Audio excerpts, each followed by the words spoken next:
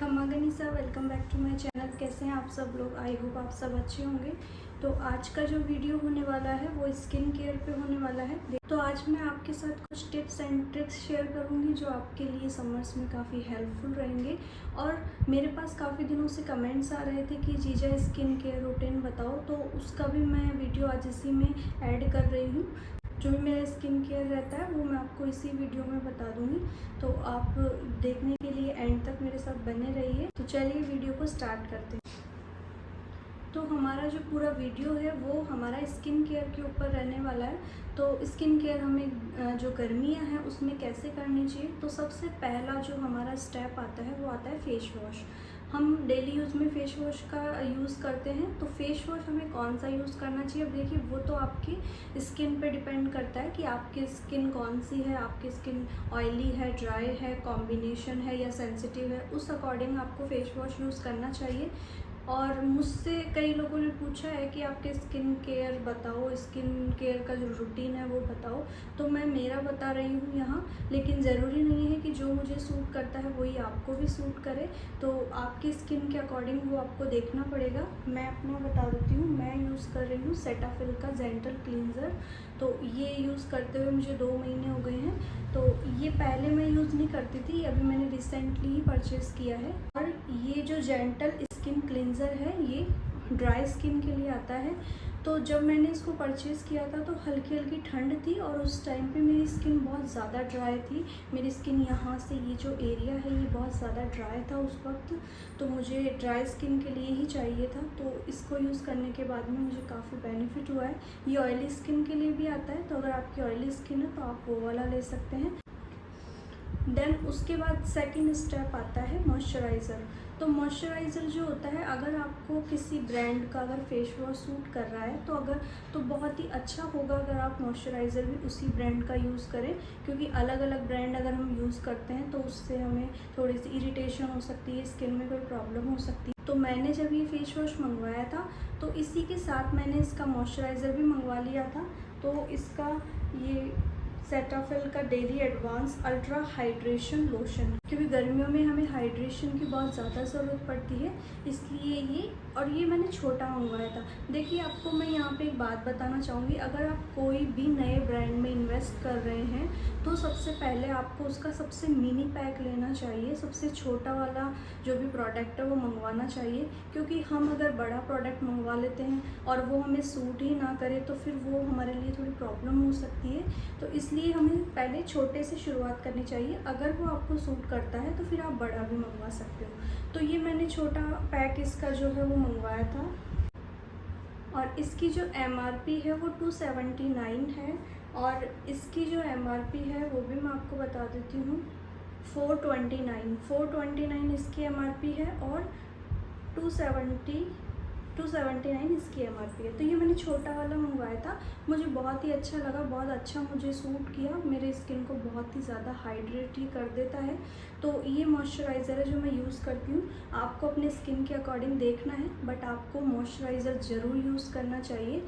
Next जो हमारा step है वो आता है सनस्क्रीन। तो देखिए, सनस्क्रीन जो है वो बहुत ही ज़्यादा इम्पॉर्टेंट है। मैंने पहले भी आपको मेरे वीडियोस में बताया है कि आप कुछ लगाओ या ना लगाओ, बट आपको सनस्क्रीन ज़रूर लगानी चाहिए। सनस्क्रीन से होता क्या है कि अभी आप जानते हैं कि इतनी ज़्यादा गर्मियाँ पड़ रही है और गर्मियों के मौसम में जो UV रेज़ है वो हमारी स्किन को इतना डैमेज कर देते हैं कि हमें सन टैन, पिगमेंटेशन और ऐसी प्रॉब्लम्स हो जाती है जिनका बाद में फिर हम कोई इलाज नहीं कर पाते हैं। पिगमेंटेशन तो एक ऐसी प्रॉब्लम है कि अगर आपको एक बार हो गई है तो बहुत ही मुश्किल से जाती है। तो इसका एक ही सॉल्यूशन है कि आपको सनस्क्रीन तो डेली लगानी चाहिए, चाहे धूप आ रही है या नहीं आ रही है, सनस्क्रीन ज़रूर यूज़ करनी चाहिए। तो देखिए, मैं सर्दियों में, गर्मियों में और बारिश में, मैं तीनों मौसम में सनस्क्रीन यूज़ करना कभी नहीं भूलती हूँ।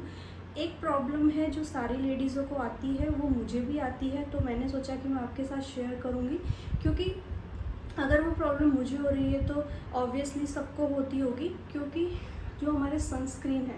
हम सनस्क्रीन खरीदते हैं, कई लेडीज़ें देख लेती है कि सनस्क्रीन लगानी चाहिए, लेकिन अब खरीदे कौन सी, प्रॉब्लम ये वाली हो जाती है क्योंकि मार्केट में इतनी सारी सनस्क्रीन है कि हम कंफ्यूज हो जाते हैं कि हमें कौन सी लेनी चाहिए। और एक बार के लिए हमने कोई ले भी ली तो फिर वो हमें कई बार सूट नहीं करती है, सनस्क्रीन से बहुत ज़्यादा स्वेटिंग होती है क्योंकि उसका जो टेक्सचर होता है वो हमें सीज़न के अकॉर्डिंग लेना चाहिए। देखिए अभी जो गर्मियों का मौसम है तो अभी आपको ऐसे बिल्कुल लाइट जेल टाइप में सनस्क्रीन यूज़ करनी पड़ेगी जिससे आपके स्वेटिंग ना हो और वो आपके फेस पे अच्छे से ऑब्जर्व हो जाए। और अगर आप कोई ऐसी डार्क टेक्सचर की अगर अभी सनस्क्रीन यूज़ करते हैं तो बहुत ज़्यादा तो आपकी स्वेटिंग होगी और बहुत प्रॉब्लम होती है। तो मैंने आपको पहले भी बताया था कि मेरे पास ये N+ प्रोफेशनल की SPF 30 ये वाला सनस्क्रीन था। तो ये जो सनस्क्रीन है ये मैं सर्दियों में यूज़ करती थी और ये थोड़ा सा थिक टेक्सचर है, इसका थिक टेक्सचर है। तो ये अगर आप अभी गर्मियों में इसको लगाओगे तो आपके फेस पे इतनी ज़्यादा स्वेटिंग होगी कि आप इसको बिल्कुल भी बर्दाश्त नहीं कर सकते। बाहर तो इसको लगा के जा ही नहीं सकते क्योंकि बहुत ज़्यादा स्वेटिंग होगी। अभी के लिए हमें ऐसी सनस्क्रीन चाहिए जो हमें एक कूलिंग इफ़ेक्ट दे या फिर हमारे फेस पे अच्छे से ऑब्जर्व हो जाए और हमें पता भी ना चले। क्रीम की तरह अभी हम गर्मियों में क्रीम बेस्ड सनस्क्रीन में हम ज़्यादा यूज़ नहीं कर सकते। तो इसके लिए मैंने एक नई सनस्क्रीन मंगवाई है, इसके बारे में मैं आपको बताती हूँ। और ये लगाते हुए मुझे करीबन 5 दिन हो गए हैं और मुझे इतना कूलिंग इफ़ेक्ट आता है क्योंकि मैंने भी ऐड ही देखा था और मुझे लगा कि ये मुझे मंगवानी चाहिए। मैं भी नहीं लगा पा रही थी अभी सनस्क्रीन, तो जब मैंने ये मंगवाई और मैंने लगाया तो बहुत ही अच्छा इफ़ेक्ट मुझे इसका लगा। और गर्मियों में तो हमें SPF भी ज़्यादा चाहिए होता है। तो ये मैंने डॉट एंड की skin care watermelon cooling sunscreen SPF 50 ये मंगवाई है, ये आप देख सकते हैं। और ये मुझे पड़ी है 299 में। तो ये जो प्रोडक्ट होते हैं, मैंने पहले भी आपको बताया कि हमेशा छोटे से शुरुआत करनी चाहिए। ये इसका छोटा प्रोडक्ट है, इसमें बड़ी भी आती है, आप जितनी बड़ी लेना चाहो उतनी बड़ी आ सकती है। 5 तरीके की साइज़ में ये अवेलेबल है। तो ये मैंने सबसे छोटी वाली मंगाई है और मुझे ये अच्छी लगी। तो अब आगे जब टाइम आएगा तो उसमें मैं ये बड़ी वाली मंगवा लूँगी और मुझे लगता है कि समर्स में तो ये ही काफ़ी रहेगी, चल जाएगी। ये है तो ये मुझे बहुत अच्छी लगी, आप भी ट्राई कर सकते हैं। सनस्क्रीन में ऐसा कुछ नहीं होता कि आपको अपने स्किन टाइप के अकॉर्डिंग लेनी चाहिए, सनस्क्रीन कोई भी यूज़ कर सकता है। तो समर्स में आप भी यूज़ कीजिए डॉट एंड की वाटरमेलन सनस्क्रीन। देन उसके बाद एक इम्पॉर्टेंट टॉपिक आता है एक्सफोलिएशन। देखिए एक्सफोलिएशन क्या होता है कि आपकी स्किन जो होती है पूरे 7 दिन आप काम कर रहे हो, घर पे काम कर रहे हो या बाहर जा रहे हो तो बहुत ही ज़्यादा डर्ट आपके फेस पे जमा होती जाती है। हम रोज़ाना फेस वॉश करते हैं लेकिन उससे वो डर्ट निकल नहीं पाती है। हमारे जो फेस के पोर्स होते हैं उनमें वो डर्ट चली जाती है और वो हमारे फेस के हमारे फेस जो सीबम प्रोडक्शन करता है उसके साथ मिलके हमारे पोर्स को ब्लॉक कर देती है। और ब्लॉक करने के बाद फिर क्या होता है कि हमें पिंपल्स निकलना शुरू हो जाते हैं। तो अगर आप एक्सफोलिएट नहीं करते हैं अपनी स्किन को तो बहुत ज़्यादा प्रॉब्लम्स आपकी स्किन पे हो सकती है। गर्मियों में एक्सफोलिएशन बहुत ज़रूरी होता है।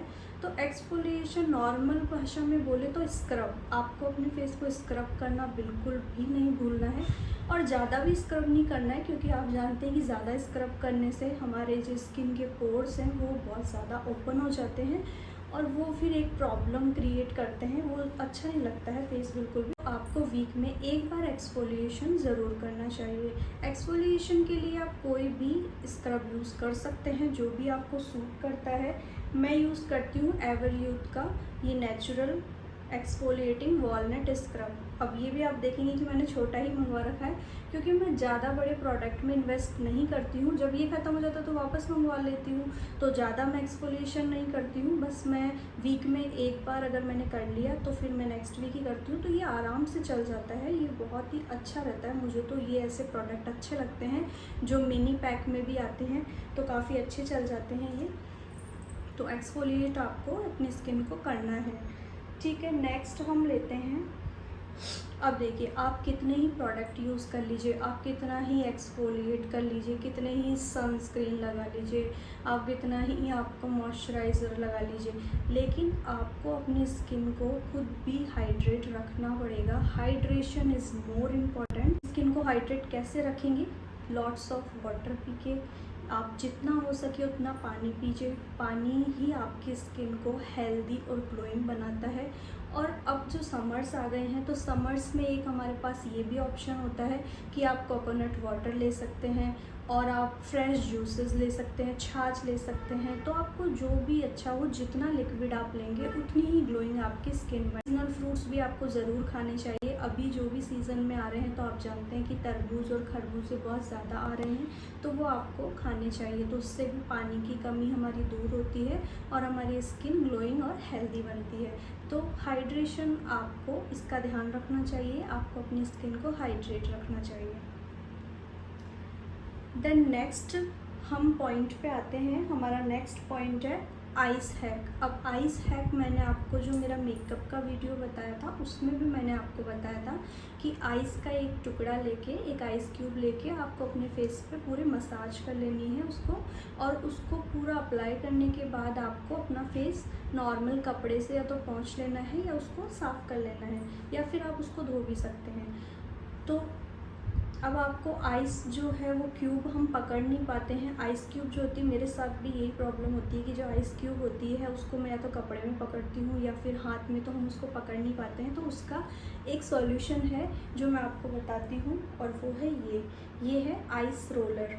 ये फेस के होते हैं, तो ये इस टाइप से खुलते हैं, सिलिकॉन के आते हैं ये, और इनमें आप अपना जो भी पानी है वो भर के, तो इसको आपको कैसे भरना होता है कि इसको आपको बंद कर देना है, और यहाँ से ये ऊपर से ओपन होता है, यहाँ से आपको पानी भर के इसको बंद करके और अपने फ्रीज़र में रख देना है। तो जब ये आइस इसमें जम जाएगी, उसके बाद आपको इसको खोल के और इजी वे में आपको रोल कर लेना है। तो इसका एक तो ये यूज़ है, और इसके अलावा अगर आपको किसी और चीज़ का जो वाटर होता है वो अपने फेस पे अप्लाई करना है, तो वो भी आप इसमें कर सकते हैं। आप इसमें 2 खीरे डाल सकते हैं और इसको बंद करके और ऊपर से पानी डाल सकते हैं, तो वो खीरे के साथ आपकी आइस जम जाएगी। इसमें आप रोज़ के पेटल्स भी यूज़ कर सकते हैं, इसमें आप लेमन जूस ऐड कर सकते हैं, जो भी आपको अपने फेस पे अप्लाई करना है और आपको आइस के फॉर्म में अप्लाई करना है, तो उसके लिए आपको ये यूज़ करने चाहिए। तो ये बहुत ही ज़्यादा हेल्पफुल रहते हैं और मुझे तो पर्सनली बहुत पसंद है। अब आइस के जो बेनिफिट्स होते हैं वो क्या क्या होते हैं? तो आइस के जो बेनिफिट्स होते हैं वो ये होते हैं कि आइस को लगाने से हमारे फेस के जो टिश्यूज़ होते हैं वो रिलैक्स होते हैं, हमारे फेस का ब्लड सर्कुलेशन चालू होता है, और आइस से हमारे जो ओपन पोर्स होते हैं वो भी लॉक हो जाते हैं, और आइस स्किन को टाइटनिंग भी करता है। तो इसको लगाने से हमारे फेस पे जो टैनिंग होती है वो निकल जाती है और पिंपल्स की प्रॉब्लम भी सॉल्व होती है।